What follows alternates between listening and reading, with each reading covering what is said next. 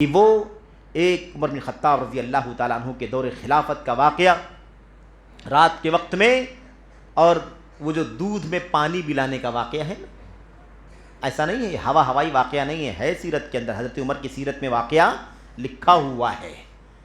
دودھ میں پانی ملا تو اس کی ماں نے کہا، بیٹی نے کہا امی جان دودھ میں پانی کیسے ملا دیں؟ خلیفہ وقت نے کہا ہے کوئی بھی خیانت نہیں ہونی چاہیے، دودھ میں پانی نہیں ملایا جا سکتا۔ کہا بیٹی اس رات کے اندھیرے میں کہاں عمر آئیں گے دیکھنے کے لیے، تم کو ملا دو، کہاں ملا دو، کون آئے گا دیکھنے کے لیے؟ اللہ اکبر۔ بیٹی نے کیا کہا؟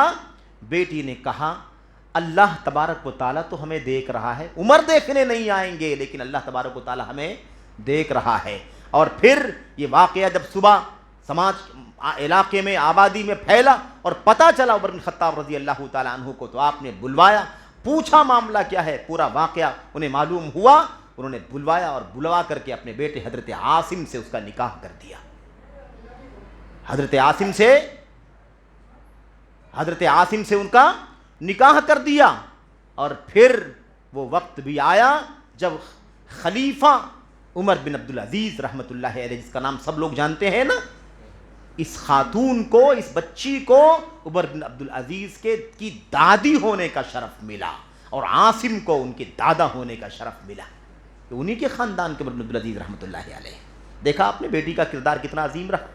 بہرحال میرے بھائیو، کہنے کا مطلب یہ ہے کہ ایسے بہت سارے نمونے آپ کو ملیں گے۔ اچھا، اور تربیت کے یا اصلاح سماج کی جو بنیادیں ہیں، وہ بنیادیں کیا ہیں؟ سب سے پہلی بنیاد میرے بھائیو یہ تو ہے اپنی ذات کی اصلاح کرنا، اس کے بغیر کوئی کام نہیں ہو سکتا ہے۔ پھر اگر آپ باریکی میں جائیں گے اور اور ڈیٹیل میں جائیں گے تو تعلیم۔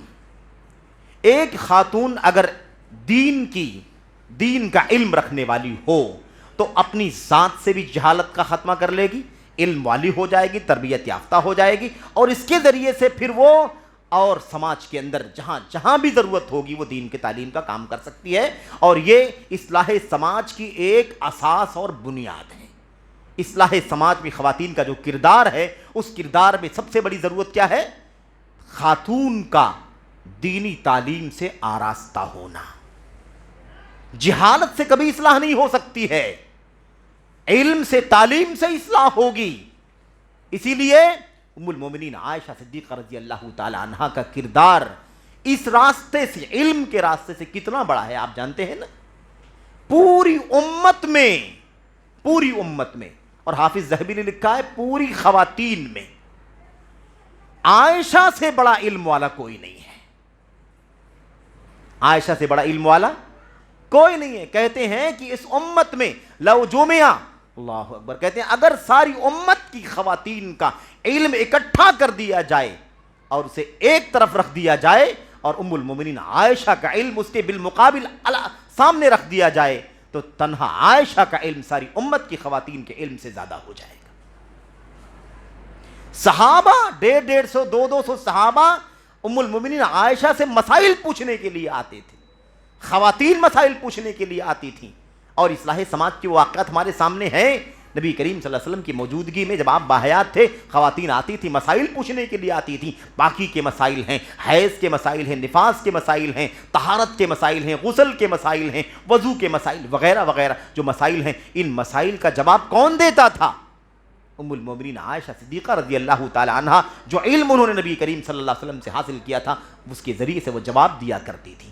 دور دراز سے لوگ خط و کتابت کر کے ام المومنین عائشہ صدیقہ رضی اللہ تعالیٰ عنہ سے مسائل پوچھا کرتے تھے۔ یہ حالت تھی۔ بڑے بڑے صحابہ کرام سے جو بعض مسائل میں غلطیاں ہو گئی ہیں، ان غلطیوں کے اوپر استدراک اور تعاقب کیا ہے ام المومنین عائشہ نے۔ الاجابہ فیما استدرکت عائشہ علی الصحابہ کے نام سے حافظ زرکشی کی غالباً کتاب ہے۔ اس حوالے سے میرے بھائیوں، وہ مسائل جن مسائل میں صحابہ کرام سے چوک ہوئی ہے، ام المومنین عائشہ رضی اللہ تعالی عنہا نے ان مسائل میں ان کو صحیح مسئلہ بتلایا ہے۔ تو بہت بڑا کردار، علم کا کردار بہت بڑا کردار ہے۔ آج دین کی تعلیم کہاں ہے؟ کتنا فیصد مسلمانوں کے سماج سے بیٹیاں بہنیں دین کی تعلیم حاصل کرنے کے لیے جاتی ہیں؟ کہاں ہے بتائیے آپ؟ اور یاد رکھو، ان کالجوں سے اصلاح نہیں ہو سکتی ہے۔ کالجوں کی ڈگریاں مل سکتی ہیں اسٹیٹس کے نام پر فلاں کی بیٹی یہ کیے ہے، فلاں کی بیٹی یہ کیے ہے، یہ تو ہو سکتا ہے، لیکن سماج میں اصلاح کا کوئی کام ان کالجوں کی تعلیم سے نہیں ہو سکتا ہے میرے بھائیوں۔ یہ آپ یاد رکھیں، کالجوں سے فساد پیدا ہو رہا ہے، کالجوں سے اخلاق بگڑ رہے ہیں، بے پردگی آ رہی ہے، ارتداد کی لہر جو بچیوں میں چل رہی ہے، اس میں بہت بڑا کردار کالجوں کا ہے۔ جاب جو عورتیں بچیاں ہماری لڑکیاں کر رہی ہیں، اس کا بہت بڑا کردار ہے۔ تو اس سے اصلاح نہیں ہو سکتی۔ دین کی تعلیم کے بغیر کبھی بھی تربیت اور اصلاح کا کام ہو ہی نہیں سکتا۔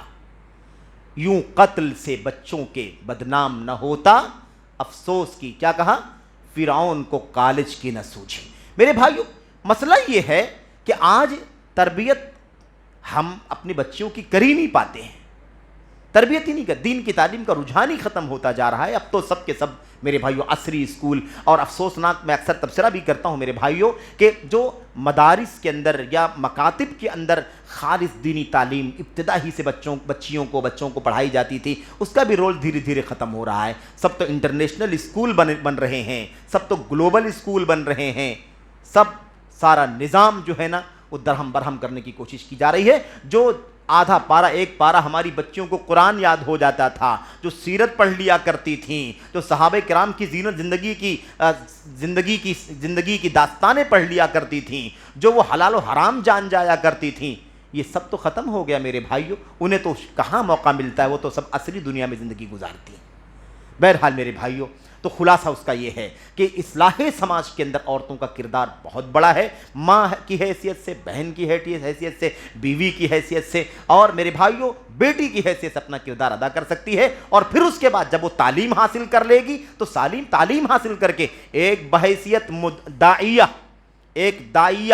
داعیہ کے طور پر وہ خواتین کے اندر دین کی دعوت کا کام کر سکتی، اصلاح کا کام کر سکتی ہے۔ ایک مدرسہ بن کر کے، ایک استاذہ بن کر کے، معلمہ بن کر کے، ایک وارڈن بن کر کے بھی وہ سماج کے اندر اصلاح کا کام کر سکتی ہے۔ لیکن افسوس یہ ہے کہ پہلے خود ان کے اندر یہ صلاحیت پیدا کرنے کی ضرورت ہے کہ ان کے اندر صلاح موجود ہو، دین کی تعلیم ہو، دین کی تربیت ہو، ورنہ جب خود وہ دین کی تربیت میں نہیں ہے تو بھلا وہ دوسروں کی اصلاح کا کام کیسے کر سکتے۔ میرے بھائیوں، میری قابل احترام ماں اور بہنوں، اگر کوئی بات میں نے سخت کہہ دی ہے، گناہ کہہ دی ہے، تو میں اس کے لیے معذرت چاہتا ہوں۔ مقصد یہ ہے کہ اللہ تبارک و تعالی ہم کو، آپ کو، سبوں کو اپنی اپنی ذمہ داری سمجھنے کی توفیق عطا فرمائے۔ مرد حضرات جو سرپرست ہیں، جو اولیاء ہیں، جو ذمہ داران ہیں، وہ اپنی ذمہ داری ادا کریں، اپنے ماتحت ماں، بہن، بیٹی، بیوی سب کی اصلاح کریں، اور ان کو ایسی تربیت کے سانچے میں ڈھالیں کہ وہ ایک صالحہ بنے۔ جب صالحہ بنیں گی تب مصلحہ بنیں گی، جو صالحہ نہیں ہو سکتی ہیں مصلحات کیسے ہو سکتی ہیں؟ میرے بھائیو، الرجال قوام، اسی بات کو اللہ تبارک و تعالیٰ نے بیان فرمایا نا، الرجال قوامون علی النساء بما فضل اللہ بعضهم علی بعض وبما انفقوا من اموالهم۔ اللہ آگے فرماتا فالصالحات قانتات حافظات للغیب بما حفظ اللہ۔ تو اللہ تبارک و تعالیٰ نے فرمایا کہ مردوں کو اللہ تبارک و تعالیٰ نے قوام بنایا ہے، مردوں کو اللہ تعالیٰ نے اختیار دیا ہے، ان کو ذمہ دار بنایا ہے۔ ان کو چاہیے کہ اپنے ماتحت جو گھر کی عورتیں ہیں، بچے ہیں، بچیاں ہیں، ان سب کی اصلاح و تربیت کا کام کریں تاکہ وہ اس لائق بنے کہ اپنی بھی اصلاح کر سکیں اور سماج کی بھی اصلاح کے اندر اپنا کردار، اپنا رول ادا کر سکیں۔ دعا کرتے ہیں کہ اللہ تبارک و تعالیٰ ہم سب کو اپنی ذمہ داری ادا کرنے کی توفیق عطا فرمائے۔ آمین رب العالمین، وصلی اللہ وسلم وبارک علی نبینا محمد وعلی آلہ وصحبہ اجمعین۔ والسلام علیکم ورحمۃ اللہ وبرکاتہ۔